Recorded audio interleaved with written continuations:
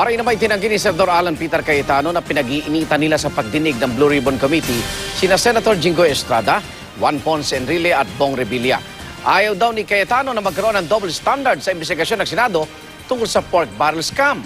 Hindi raw porket mga kapwa senador ang inaakusahan ay maiiba na ang kanilang pagtatanong. Samantala, kasamang dumulo ni Estrada sa sesyon ng Senado ang kanyang pamilya, pati ang kasamahan niya sa oposisyon na si Representative Toby Tiangco. Di ba si Senator Jinggoy mismo nagsabi na dapat walang special treatment? Ibig sabihin, walang tinitignan, walang tinititigan.